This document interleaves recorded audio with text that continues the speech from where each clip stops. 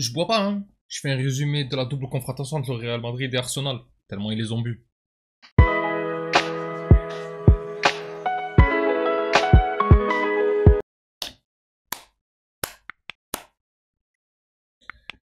Salut mes madrilènes, salut mes merengues, salut mes galactiques, j'espère que vous allez tous très bien. Félicitations à Arsenal, qui mérite mais largement cette victoire, parce que à aucun moment dans ce match, j'ai vu un Real Madrid capable de retourner la situation, hein. On n'a pas mené une seule seconde dans cette rencontre. Donc qu'est-ce que vous voulez que je vous dise?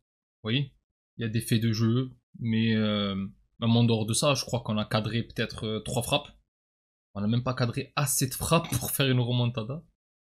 Alors les buts, voilà, hein, on n'a pas été assez dangereux. J'avais dit qu'il fallait faire le match parfait si on voulait espérer avoir une petite chance. On n'a pas fait du tout le match parfait, donc on n'a pas eu ne serait-ce qu'une petite chance à aucun moment. Le but de Vinicius, il a redonné un petit peu d'espoir à ceux qui étaient au stade, mais honnêtement, revenir à 1-1 alors qu'il reste 20 minutes de jeu, franchement, moi je m'attendais pas à ce qu'on revienne, hein. Il fallait marquer encore 3 buts. Le temps additionnel, tu as eu 7 minutes en première période, là où tu aurais pu en marquer au moins un pour lancer cette dynamique, tu l'as pas fait. Alors on va en revenir sur le penalty qui a été sifflé pour Arsenal et celui qui a été sifflé plus annulé pour, sur Mbappé là, par Declan Rice. Alors déjà le premier penalty, oui je le trouve très sévère, le penalty pour Arsenal c'est vrai, il faut dire les termes aussi, parce que souvent ils disent ouais la remontada, les arbitres ils sont du côté du Real et tout.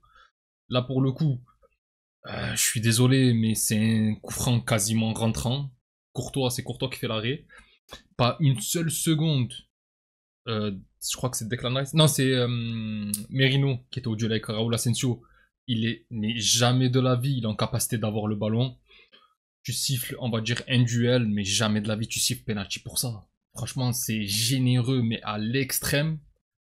Et heureusement qu'on va dire qu'il y a eu un petit peu une justice divine, hein, parce que Saka, il le tire, mais très mal. Mais vraiment, j'ai jamais vu quelqu'un le tirer aussi mal. Genre, sa panenka, elle est totalement loupée. Courtois part du bon côté, hein. Donc, il y en a qui vont dire que ouais, c'est un arrêt un peu chanceux et tout. Mais Courtois part du bon côté quand même. Et bon, le ballon lui tombe dessus, il a qu'à faire ça, il a arrêté. Voilà. Par contre, concernant le penalty qui aurait pu être sifflé pour Mbappé, alors on parle d'une position de hors-jeu. Honnêtement, euh, j'ai pas compris en fait. C'est la position de Rodrigo ou c'est même pas l'épaule, mais on va dire le bras de Mbappé qui est hors-jeu qui fait qu'il siffle hors-jeu. J'ai pas compris. Parce qu'ils viennent et nous disent d'accord, il y a hors-jeu, mais on n'a pas eu d'explication. Il n'y a pas eu les lignes au moment où, comme d'habitude, ils t'expliquent le hors-jeu, ils te mettent les lignes pour te dire c'est lui qui a été hors-jeu, il y a ça qui dépasse et tout. Parce que si c'est le bras de Mbappé, les gars, Declan Rice le maintient comme ça, le bras, ça compte pas, hein. On est d'accord que c'est à partir de l'épaule, le bras ne compte pas. Et pour moi, dans ce cas-là, tu siffles penalty. Et en plus, ça serait justice au vu du penalty que tu as sifflé pour Arsenal. Bon, après, dans tous les cas, il n'a pas été sifflé. Et tu avais du temps. Moi, ce qui m'a énervé un petit peu, c'est que on était assez bien rentré dans le match, même s'il y avait les contres assez dangereux d'Arsenal. Mais du coup, ce penalty qui a été sifflé puis annulé, en plus, ils ont mis peut-être 5, 10 minutes. Non, peut-être pas 10 minutes. Allez, j'abuse. Mais ils ont mis facilement 5 minutes à prendre leur décision. Ça a totalement coupé les jambes parce qu'on a vu qu'après ce penalty non sifflé, Arsenal s'est remis dans le match. Ils ont eu la possession pendant au moins 10 bonnes minutes jusqu'au moment où le Real Madrid termine assez bien la mi-temps. Mais je le répète, même avec 7 minutes de temps additionnel, il n'y a pas eu un instant où le Real Madrid s'est montré dangereux. C'est ça en fait qui a été agaçant dans cette rencontre. Moi, à la limite, si tu fais le match et que t'as pas de chance, d'accord, allez, ça tape le poteau, ça passe à côté, mais que tu as les occasions, que tu es rentré dedans et tout. Là, on a senti une équipe qui a mieux joué que le match aller. De toute façon, c'était facile, hein. On n'a rien fait le match aller. En plus, là, tu es à domicile, il fallait que tu fasses une remontada. Bien sûr qu'il fallait donner un petit peu plus qu'à l'aller. Mais honnêtement, j'ai pas senti une équipe non plus monstrueusement offensive, qui était prête à tout pour revenir dans le match. Non, j'ai senti une équipe entre deux eaux, qui avait peur de trop s'avancer parce que sur les contres, ben Arsenal, ils pouvaient t'en planter un. Et d'ailleurs, c'est ce qui est arrivé en deuxième mi-temps. Mais avant de revenir sur le but, il s'est quand même passé pas mal de choses. Hein. Ça veut dire que tu as eu quand même le moyen de te créer des occasions. C'est juste que devant, ça faisait mais n'importe quoi. En plus, Arsenal, ils étaient vraiment, mais vraiment bien en place défensivement. On le sait, c'est l'une des meilleures équipes d'Europe défensivement. Si ce n'est peut-être même la meilleure, hein, parce que... alors, je pensais que l'absence de Gabriel allait faire du bien pour nous, en notre faveur. Mais pas du tout. Alors, je sais plus qui le remplace. Mais... je vais aller voir. Ouais, voilà, c'est Kiwer. Donc, même Kiwer, au final, il a assez bien tenu la baraque. Alors, Saliba, à part sa bourde où Vinicius égalise, il a été Mbappé. Il a totalement été Mbappé. En début de match, en plus, j'avais l'impression que Mbappé, Vinicius, Bellingham, Rodrigo, ils avaient pris le pli, ils savaient qu'il fallait pousser parce que je les ai vus assez en jambes, je les ai vus assez entreprenants. Valverde sur les duels et tout. Les premiers duels, franchement, c'était nickel. Même plus largement, les premières 10 minutes, ok, j'ai dit plusieurs fois que j'y croyais pas, mais j'avais ce petit côté supporter du Real, voilà, j'ai l'écusson dans le cœur. J'avais ce petit truc de me dire, allez, c'est possible. Tu en marques un avant la mi-temps, 2 buts ensuite, c'est faisable. En plus, encore une fois, t'avais pas forcément besoin de marquer plus de 3 buts d'écart. Hein. Moi, les prolongations, je me suis dit, bah, c'est parfait, si on arrive au moins à atteindre ça. Sauf qu'arriver au but de Saka, ça a commencé à être très compliqué, on avait plus de temps, et tu perdais 1-0. Tu arrives à égaliser miraculeusement, genre sur je crois sur les 2 minutes qui suivent. Hein. Il y a eu le coup d'envoi, puis juste après, et d'ailleurs très beau but d'Arsenal, je tiens à le répéter quand même, parce que collectivement il est incroyable ce but, et on leur laisse le temps de mettre le jeu en place aussi, parce que Odegaard il est sur un fauteuil dans cette action, et la passe qui fait Merino pour Saka, mais elle est incroyable, après le petit piqué de Saka il est parfait, il rattrape son penalty loupé, et par contre nous de notre côté, ben pas une fois j'ai vu une action dangereuse. C'est fou de se dire que le but il arrive sur une bourde de Saliba et que si tu n'as pas cette bourde, bah, tu marques pas. Encore aujourd'hui, tu marques pas. Et bon, en fin de match, il y a Martinelli qui te plante le deuxième but et qui termine le match en te faisant perdre.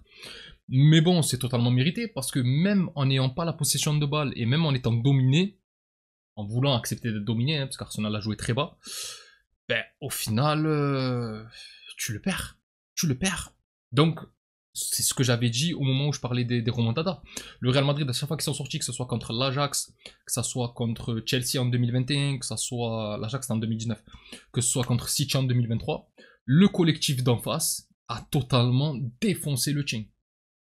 Et tu n'as pas pu placer, enfin, tu n'as pas pu mettre ton jeu en place. Et c'est exactement ce qui s'est passé ce soir. Collectivement, Arsenal a été parfait.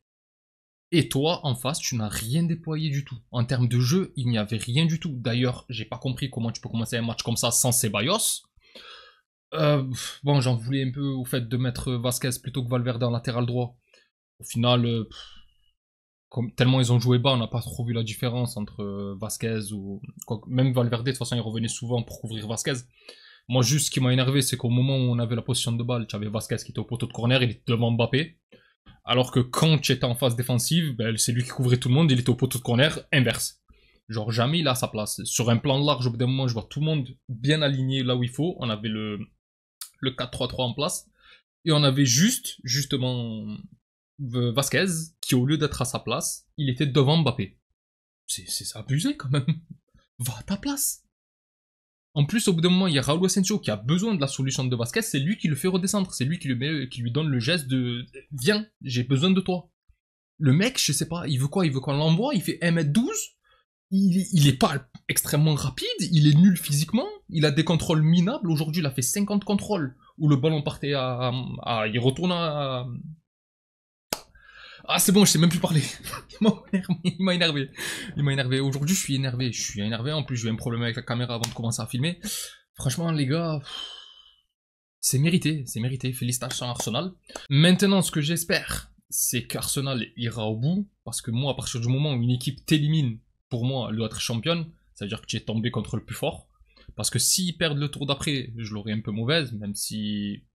Là, sur les 4 équipes qui restent, que ce soit l'Inter, que ce soit le PSG, que ce soit le Barça, ou que ce soit Arsenal, pour moi, les 4 peuvent l'emporter. J'ai une préférence pour, bien entendu, Arsenal, Et bon, en tant que Madrilène, vu ce qui se passe un petit peu par rapport au PSG, là, qui nous en veulent, qui eux doivent être contents qu'on ne soit plus là, j'espère qu'ils iront pas au bout, c'est logique. Le Barça, logique aussi.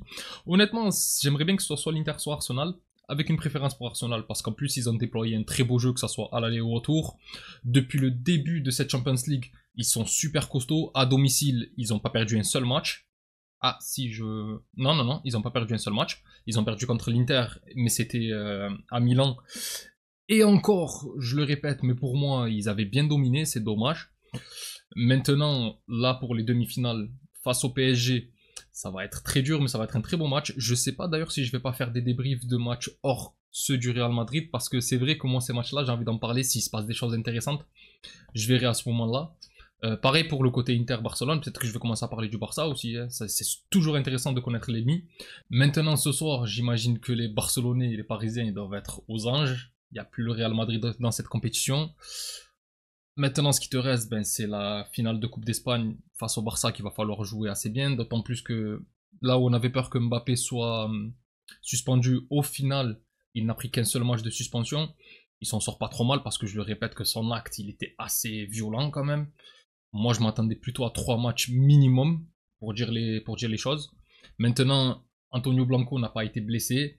Donc c'est ça, à mon avis, qui a fait en sorte que Mbappé ne prenne pas plus qu'un match. Il y en a qui vont crier au scandale, mais bon, ça va. Moi, personnellement, de toute façon, soi-disant, le Real Madrid est meilleur sans Mbappé. Donc, s'il n'avait pas été là, on aurait été meilleur. Donc, je vois pas ce qui est gênant.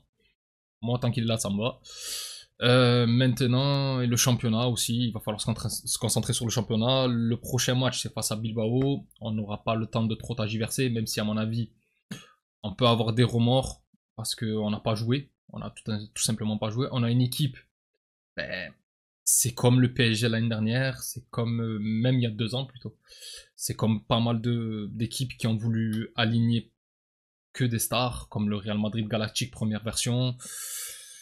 Ça marche pas toujours, ça marche pas toujours. En général, tu as une tête qui dépasse et les autres qui suivent.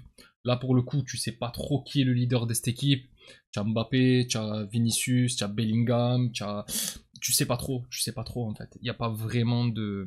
Bon, l'année dernière, ça a tenu, hein, l'année dernière, mais bon, c'est plutôt parce que Bellingham venait d'arriver, il s'est un petit peu fondu dans le moule, comme a fait Mbappé cette année. À voir, mais bon, je suis dégoûté, mais c'est logique.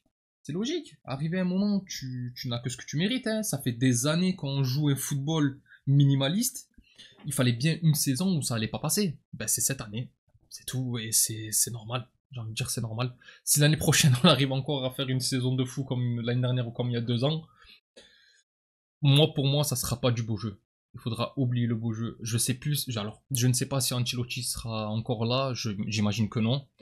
Je ne sais pas si c'est Xabi Alonso qui va venir ou quelqu'un d'autre, ou c'est Raoul qui va prendre l'équipe première. Mais dans tous les cas, il va falloir totalement changer ce qu'on est en train de faire parce que ça file à mauvais coton là. On peut pas à chaque fois balancer des ballons devant et croiser les doigts en espérant qu'ils fassent la différence, que les quatre de devant fassent la différence. C'est jamais bon de toute façon d'empiler les stars dans une équipe. On le sait. Tu as besoin des collectifs et là pour le coup, ben ça fait un moment qu'on ne l'a pas. C'est tout. Ça a été déjà difficile avec une équipe qui commençait un petit peu à vieillir. On avait pas mal de jeunes joueurs, ok, mais le milieu, il était vieillissant et on n'a jamais pu le remplacer. On a ramené Chouameni, on a ramené Kamavinga, mais c'est 2 milieux qui sont défensifs. On n'a pas un seul créateur de jeu. Ceballos, c'est un prêt qui est revenu, qu'on a prêté des années et des années, qui est revenu. Au final, tu n'as jamais remplacé Kroos. Pas une seule fois, tu t'es dit que c'était bon de le remplacer, alors qu'il fallait le faire. Les latéraux, je suis désolé, Carvajal, il a 33 ans, 34 ans. Tu as Vasquez derrière, tu es le Real Madrid, tu n'as même pas 2 latéraux. À gauche, alors Fernand Mendy est bon défensivement, c'est vrai, et encore cette année, c'est pas terrible.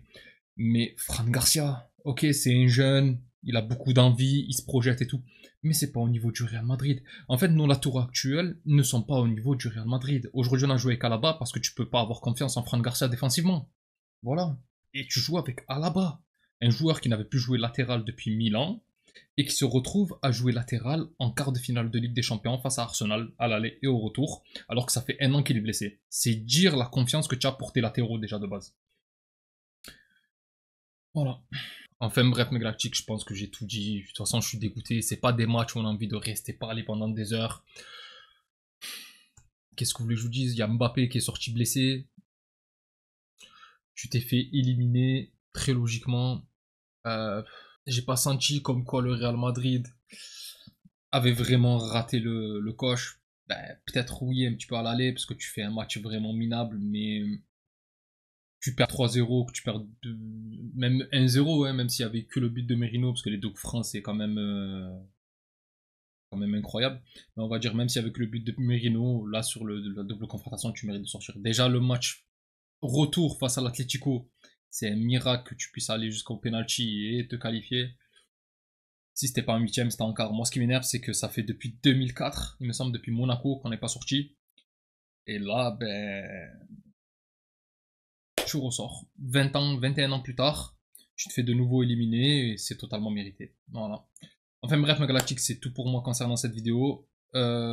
N'hésitez pas à me dire ce que vous en pensez dans les commentaires. Hein. J'imagine que les supporters du Barça vont être contents. J'imagine que nos propres supporters vont être dégoûtés, c'est normal.